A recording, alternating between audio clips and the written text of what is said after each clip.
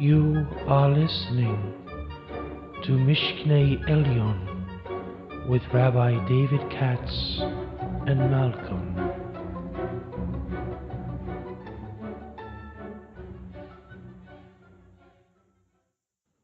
Hi, Rabbi Katz. How are you? I'm good, Malcolm. How are you? I'm doing well. You ready to throw it in overdrive and finish the book today? I'm very ready. I'm excited. All right, I think we can do it. We really don't have much to go, so let's see what happens. We might get stuck on a deep Inyan. You never know. If true. we do, it might be 20 more lessons. I don't know. But from where we've been, gauging it from where we've been, it looks like it can be done. So let's try. Okay, sounds good. So Harbayit. Let's go. All right. This is the. All right, how do you call this book? Secrets to the Future Temple in English, Mishknei Elyon in Hebrew, Ramchal. Let's go. All right, so it's page 119 in the English. Let me now discuss the Temple Mount. This is the place from which the officers of the world of Asiya receive, and thus its walls, which set bounds for all the light contained within it, total 500 rods by 500 rods. The rationale of these dimensions is bound up with the fact... I want to hop on that. I like this concept. The officers of the world of Asiya. Mekadlim Pekidei HaAsiya. So we don't know who they are or what they are, but there's probably like a very spiritual force in this world. You know? Right.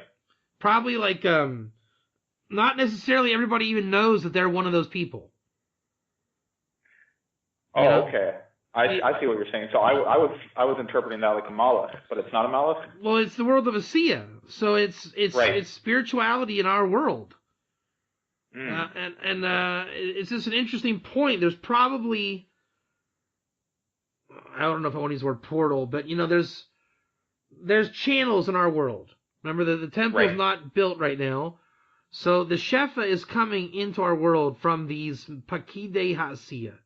So let's just keep in the back of our minds. We don't know if he's going to refer to that term or not, but it's just a very powerful meditative concept nonetheless. Go ahead.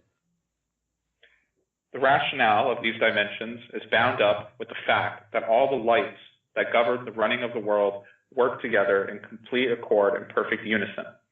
They all join and become interconnected with each other instead of going each in its own direction. All their faces are turned towards one place, and likewise, the spirit in them is directed to one place. Ezekiel refers to this in his vision. Wherever the spirit was to go, they went. Therefore, nothing is ever executed through kingly power that was not commanded by the king, who is the tree of life. This is a journey of 500 years.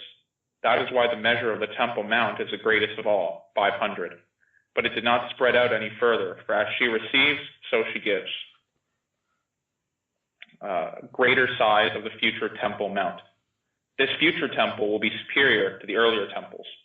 In the first temple, each of the four sides of the Temple Mount was 500 cubits in length, while in the third temple, each side will be 500 rods.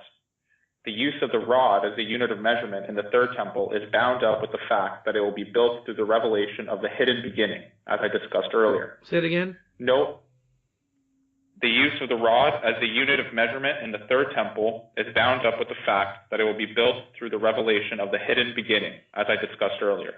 So really, it might be that nothing changes at all. Right, it's just the revelation of the hidden beginning. Exactly. It's not so much that the measure changes, it's that you don't know what happens when there's Keter revealed and not revealed. Right. Note that there are no chambers, rooms, or cells on the rest of the Temple Mount, because God's providence over his other creatures is not so directly attuned to each individual creature as it is in the case of man. The gates of the Temple Mount. There are 5 gates in the walls of the Temple Mount, 2 to the south and 1 on each of the other 3 sides. The height and width of the gates are the same as those of all the other temple gates. Understand that the wall itself is oddness, as I have already explained, while the doors of the gates are simple letters of oddness.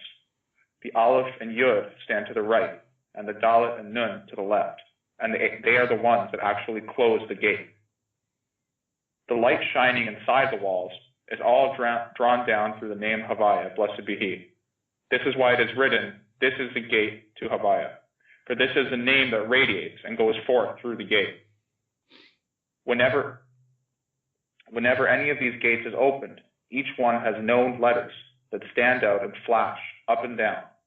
These letters are in command of the heads of their particular gate, and therefore, when these letters shine, those called to the gates may come forward and stand at the entrance to receive their due. I think this is what you would call Neo being able to read the Matrix. Right, yeah, I was just thinking that, actually, yeah. Afterwards, they return to their places. These letters are then hidden away again and can no longer be seen, and the gate is closed. In the case of the gates, the temple courtyards, 13 letters stand out at each gate, and similarly, the number of those coming to each gate is 13. The 3 gates thus have a total of 39 recipients, according to the numerical value of the first 3 letters of Havaya when expanded, for these are the lights that open the gate. So basically what's missing from man, as we always know, is wisdom. You just don't have enough wisdom to see it. Right? When you were walking outside in the park last week, you don't realize what the birds are. You know what I'm saying? Was it a power of oddness? Was it a it's something. It's part of the Matrix, right? But which part? You just don't know. You don't know enough. But theoretically, is that man's mission in life? What's that? And is that our mission in life to find out, to know what each part is? Yeah, I mean, your job is to get wisdom, period, right? Mm-hmm. But if you knew enough wisdom, you would know this. Right. But I would say it's almost like a baseball player wants to hit a home run, and in doing so, he understands pine wood wisdom. Right. Right? Or like in yeshiva, one of the things that I learned just by being in yeshiva was Jewish history. Right? So I learned a lot about history and Jewish history just by being in yeshiva. Right. So wisdom, the real wisdom would give you this wisdom. But I think if you tried just to get this wisdom, it would be elusive, obviously. And it's not possible. But the point is that the only thing between you and this is wisdom. What is the tzimtzum, according to the Vilna Gaon? The concealment of wisdom. Right. Go ahead. Mm-hmm. Jerusalem, south of the Temple Mount.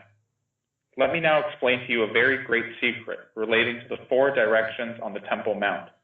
It is written, "He set me down on a very high mountain, and on it was a structure in the form of a city on the south. Thus, we find that the city is to the south, while the temple is to the north. This involves a very deep secret, so make every effort to understand. Malchut is inclined towards the left-handed column of Gevurah, while Tiferet is on the side of mercy. These 2 opposites must join together in order for the world to be run in a balanced way. The essence of pairing and connection is when right joins with left. Since the temple is the place where this pairing and connection comes about, both right and left must be present. For when the left-hand force in this place is joined to the right-hand force, the harshness of the left is mitigated. All the different levels and branches of Gevurah are then sweetened through the influence of this right-hand force, and all become tempered with mercy. This is why the temple, which is the place where this joining takes place, is to the north, while the city is to the south.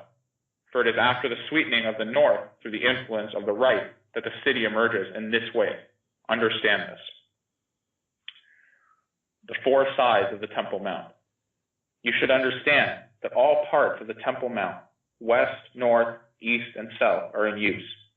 Even though the temple itself is situated to the north, the southern area of the mount has great power, and for this reason, the area between the temple building and the south side of the mountain is greater than on any other side. The second largest area is between the temple and the eastern side of the mount, corresponding to mercy. Third in size is the area to the north of the temple, which is on the left, while the smallest area is on the west, for this is the one that receives from the others and is less than them. As to the 5 gates, the 2 gates on the south are the gates of Keter and Chochmah, corresponding to the Yud and its cusp. The other gates are those of Bina, Tiferet, and Malchut, corresponding to the first He, Vav, and final He of the name Blessed be He. All right. So now chapter 9, the distribution of Shefa. Shefa, right, okay. So the first stage, the Temple Mount, survival of the creatures. Let me now explain some great secrets relating to the Shefa given to all the creatures of this world, from the greatest to the smallest. All are ultimately rooted in the 22 letters of the Aleph Beit, for everything in creation derives from these letters and their various combinations and permutations. These 22 letters sit at the helm of the government, generating infinite numbers of permutations. The basic letter combinations are the 231 gates, forwards and backwards. You remember that from Sefer Yetzirah? Yeah, I was just thinking that. Yeah. What does it mean, forwards and backwards? Well, Yisrael is Yesh, and then Reish Lamed Aleph there, right? Mm-hmm. There are 231. Yisrael. Oh, right. Right, so go ahead. Okay. These, in turn, generate countless more complex combinations. 3 ciphers appeared at first, and they had all the others. Aleph, Beit, Gimel, Dalet to the right, Tav, Shin, Resh, Kuf to the left, and Aleph, Tav, Beit, Shin in the center. That's why your wisdom will never do it. You have to be able to make those calculations in Hebrew from a living matrix that you see. Right, yeah. You see what I'm saying? Yeah. So Kabbalah is when you can like freeze frame, but in real living, right, you'd have to read that in real time. So. Right. When the light from the Holy Union shone in this place, the abundant light and radiance gave new strength and power to the 22 letters standing there. One light in particular welled up with very great power. This light is composed of all 22 letters of the Aleph Beit, as well as 5 others. Manspach. These being the Menatspach, you call it. Menatspach. Yeah, that's how you say the 5 final letters. Menatspach. Oh, okay. I was confused with they transliterated English. It's a little confusing. Yeah. These being the 5 letters that take a different form when at the end of a word. This light is called Ochaza, as in the verse, I said I will climb up into the palm tree, I will take hold of its branches. The numerical value of the letters of this word is 27, corresponding to the 27 letters. After the union, this light shines forth so strongly that it overshadows all the others. It is therefore very holy and has tremendous power to bring holiness into a person, together with the other names connected with it, which are embedded in the very same verse. Since this name arises out of connection and unity, the verse says, I will climb up into the palm tree. For as you already know, the palm tree always indicates connection and unity. It is then that this name, Ochaza, which includes all the letters of Aleph Beit, gains power. The idea of the branches alludes to permutations generated by the letters. This is the source of all the Shefa given to all those who need it. It therefore says, and let your breasts be as clusters of the vine. Breast is the name given to the supreme light that gives sustenance to the beings in the lower world. Why are they compared to clusters of the vine? For when the creatures of the lower worlds ascend to receive at the gates, they connect with and cling to the letters shining at the gate, as I discussed above. For these letters are their very roots. When attached there, they are like grapes attached to a cluster. As to the continuation of the verse, the smell of your countenance is like apples. This alludes to the odor of the sacrifice that rises up into the nose to sweeten the severity found there. Let me now complete my explanation of the subject of the Shefa. When Tiferet and Malchut joined together, 3 great lights emerged from the head of Tiferet and came down via Yesod to Malchut, where they reached these 3 ciphers. When they did so, who can describe the great splendor and radiance with which they shone? The light goes up and down each one of them repeatedly with tremendous force, spreading to all of their derivative generations at once. And this is what gives every creature in the world the power it needs. That's called, I'm pretty sure, as the opening words of Etz Chaim describe, God doing good for his creation. It's what makes the world go round, right? So in order for you to have free will and God to be concealed from you, the power of God running the world makes that possible. Right? It seems like there was a lot of pieces going on there. Like Like, seems like that would be useful to kind of map out, like draw it out somehow. That's the thing. You can't because you have free will. God has to give you your stuff and hide from you at the same time. So that takes God running the world to do that. That's the construct that He made. You see what I'm saying? Yeah.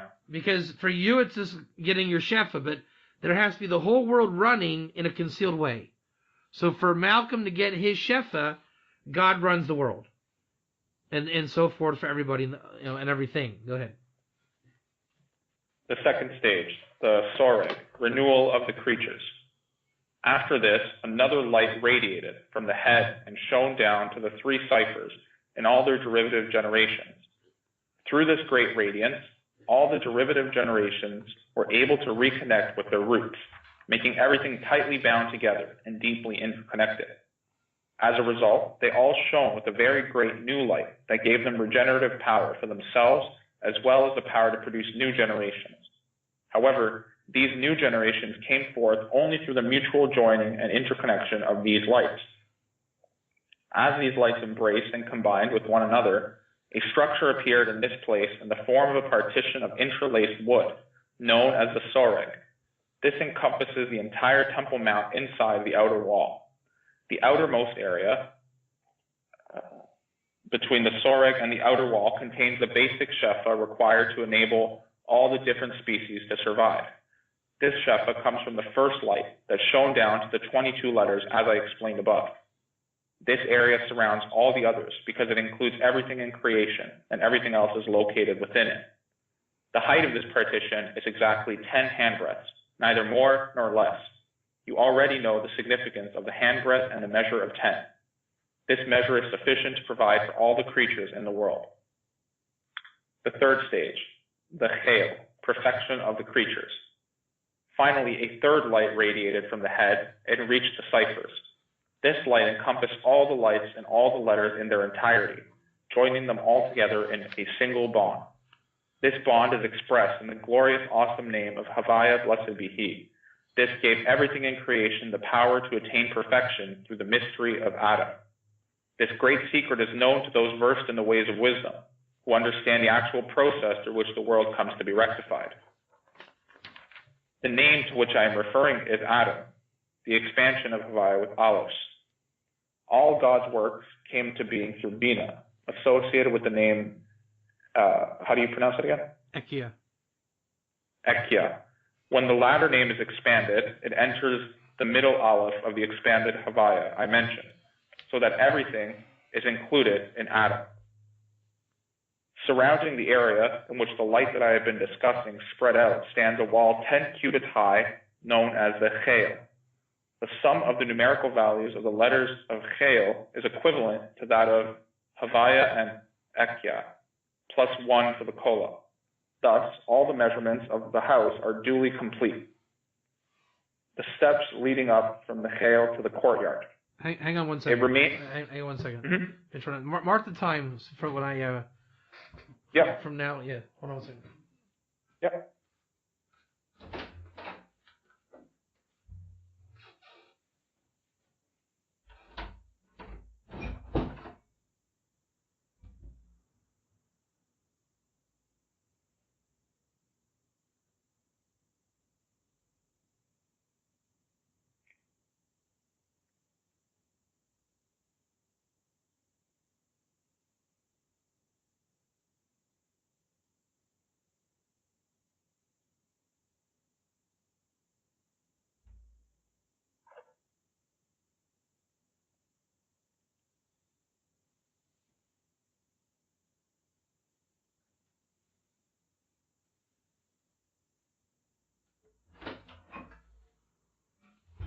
All right, go ahead and mark that. Count to 3. Go ahead. Or count to 5 or 10 or whatever. Go ahead.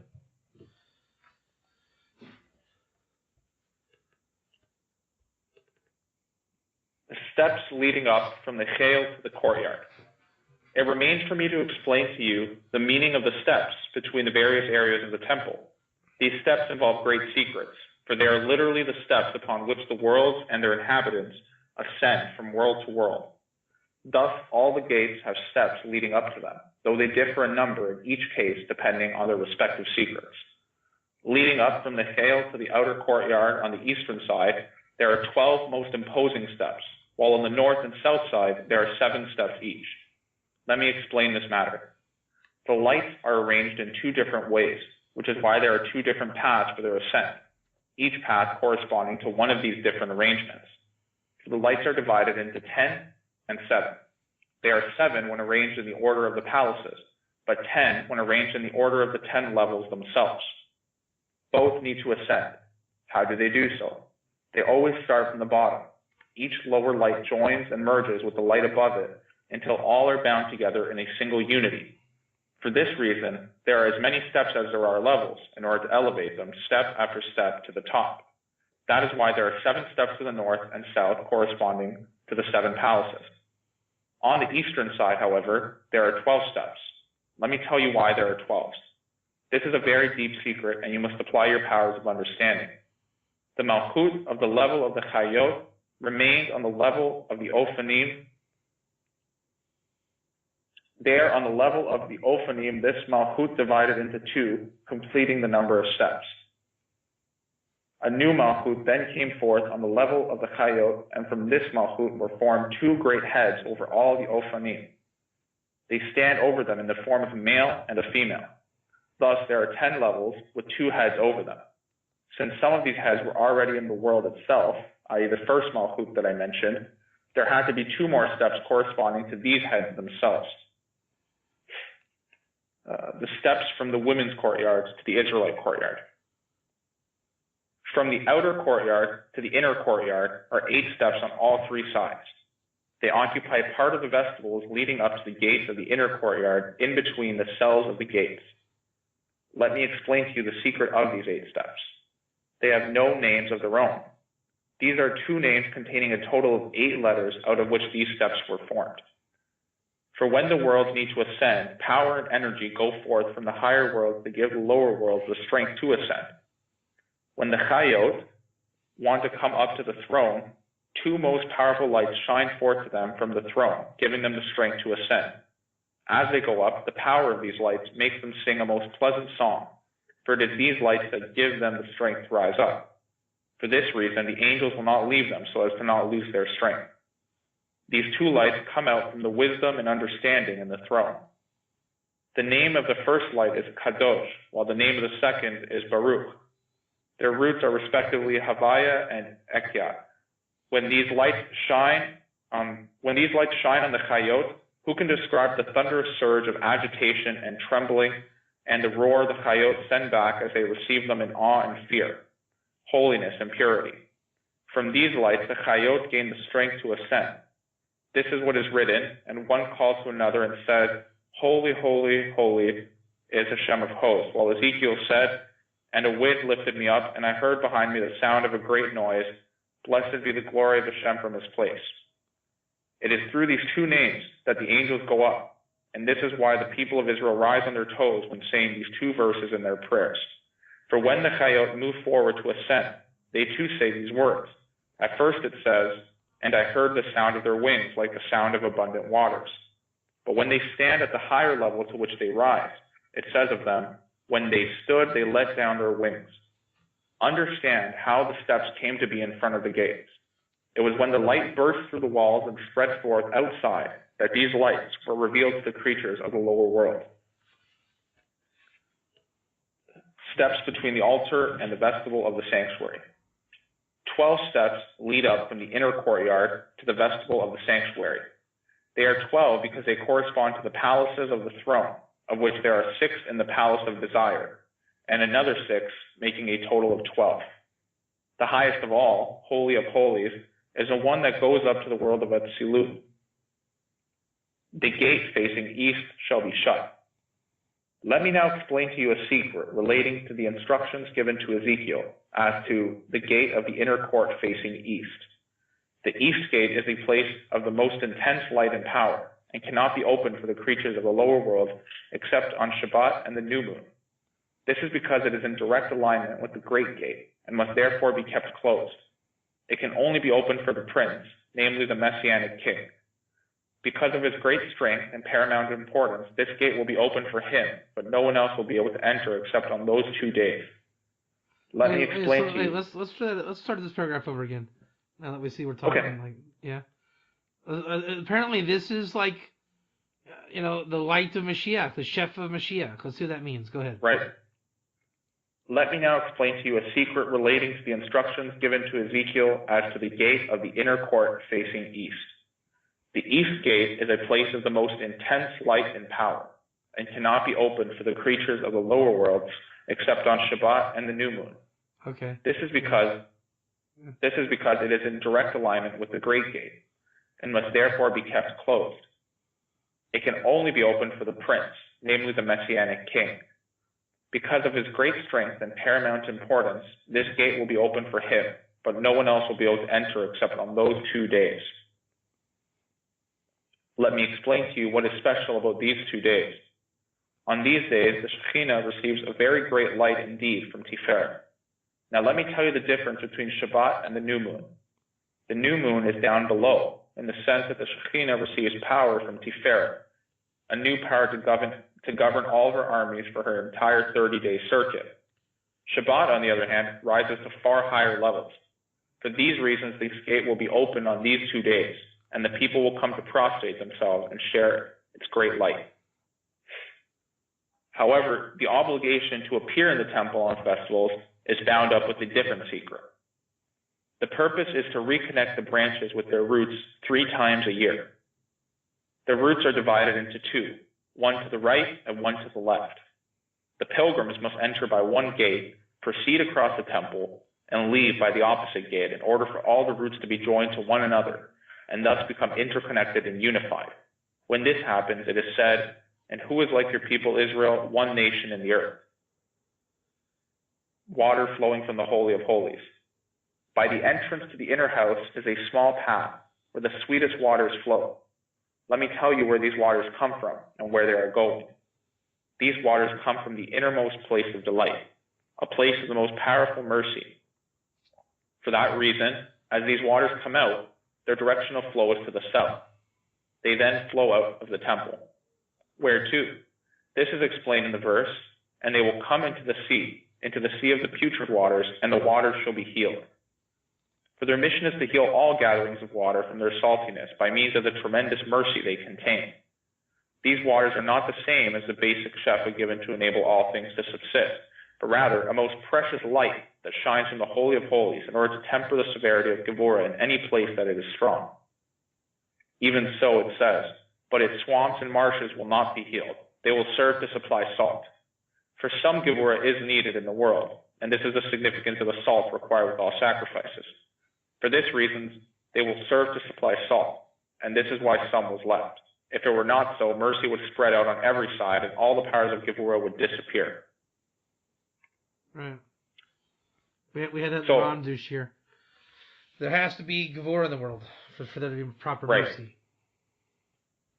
When it's talking about that, it will go into the sea and heal the putrid waters. Like I was kind of taking that to mean, like, the light of the nations. All the nations will come up and worship Hashem. Is that kind of the direction that's going in there? I'm not sure. This is the water's always been a kind of like a question to me. I'm not sure. And here it's going to talk about the world of Mashiach. Let's see what it says. In the time of Mashiach, mercy will spread throughout the world, and all things will be rectified and brought to perfection. All the lights will shine with a radiance unlike anything ever known. Holiness will spread without bounds, and all the worlds will be filled with serenity, bliss, and joy. As it says, "This is the day that God made. We will rejoice." I don't know what serenity means. Then it's going to increase the menucha. Menucha is rest, and it also means prophecy. And the simcha, obviously, is the joy of that, and all the worlds. So it means the state of rest and the state of prophecy. Okay. That's why it says the water. It's the waters at the very end of the Rambam. The world is it's pasuk in Isaiah. The world will fill with the knowledge of Hashem like with waters of the sea. That's what I was thinking. Okay. So holiness will spread without bounds, and all the worlds will be filled with menucha and simcha. As it says, "This is the day that God made. We will rejoice and be glad on it." See, and that's why it's like Shabbos, right? So Shabbos is basically just like that. Right. That's why Shabbos is Menucha. Yeah. And may it be the will of our Father in heaven to quickly bring about his redemption in kindness and mercy, and the city will be built on its hill, and the palace will sit in its appointed place speedily in our days. Amen. Amen. I would say that Shabbos is Moshiach in the temple, and our job is to build this world up in Asiya for vessels for that. That's what I get from it. Right. Like Shabbos is it. And so the man in Shabbos is Mashiach in the temple. And so, like we're saying, our job... I mean, the Ramchal said the temple comes from Shemayim, but we have to build up like the shell around it. Well, it's called Shabbos. It comes down... Right? And I'll tell you why it's Shabbos. Because those that say, well, that's hogwash. You know, the temple's not coming built from heaven. It does every week. It's called Shabbos. Right. So is that why it said, like, if all the Jews were to keep Shabbos, I think, properly for, I don't know, is it 2 Shabboses in a row, then Mashiach would come? I don't know if the goal is to tap into Shabbos the right way. People have so many klippas around it. The goal is to get the Shefa of Shabbos. Right. I think that is the goal. To connect to the Shefa of Shabbos. Either through Chachma, like we're talking about, or, here's a trick question. I told you we have to know this from Chachma, and we said that's impossible, right? Right. So then how are you going to do it? Through Shabbos. It's like the revelation of the hidden. There you go. We said Shabbos is what? Menucha, prophecy. You don't have to have the Chachma on Shabbos. It's called prophetic by definition.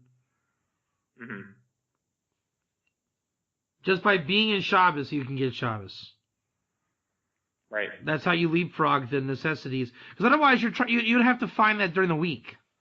And that's like impossible. No one has that much wisdom.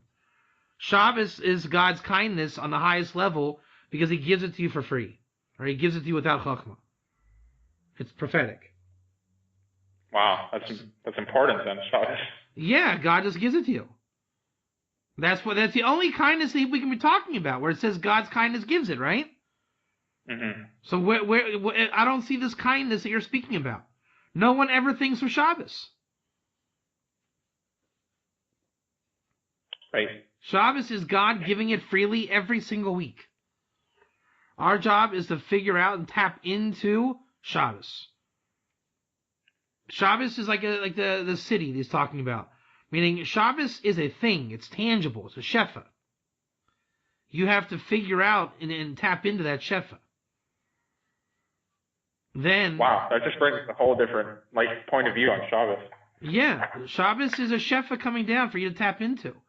It's the Mochin coming down, and you're given prophetic insight, right? The Shama Yisera, it's Menucha, and that's how you get higher than Chachma. And why is that a big deal? Trick question once again. I said it right there again. Higher than Chachma is Keter. Yeah, that's Shabbos. Wow. But that's why it's the end rooted in the beginning. Yeah, and the reason why, how do you say it? Like how come no one knows this? Because you can't write down what's going on in Shabbos. You know, it's like what happens in Vegas stays in Vegas. What happens on Shabbos stays in Shabbos. So your job is to extract or bring Shabbos into the world. So it's one thing to figure it out, get into it, and then you got to start bringing it in. But Shabbos is, I think that's where he's going here. He's really describing Shabbos. Wow. So I think that's the end of it. That's it. We did it. We definitely did it. I don't know what all these Mishkanei Elyon, Hey Parakim, Perikei. What is all this stuff? We never kind of figured this out. I don't know if I want to do this. I don't want to do that. It seems just like abridged. Yeah. The whole book's just abridged. Yeah, but super abridged. It's not worth it. Right. So, all right. So, Yasher Koyach. If we want to do another project, we'll talk about it. Let me know. But yeah, this was good. Yeah, we did it. We finished the book, man. That's a big mazel tov. Yeah, definitely. It's a real, yeah, it's a very, very big mazel. How many people can say they finished Mishkanei Elyon word for word, letter for letter? Yeah, not many, right? Not many. No joke. All right, let me edit this. Yeshua once again. We'll figure out what to do, and job well done. All right, Rabbi, thank you so much again for your time. Yep, thank you. Bye. All right, bye.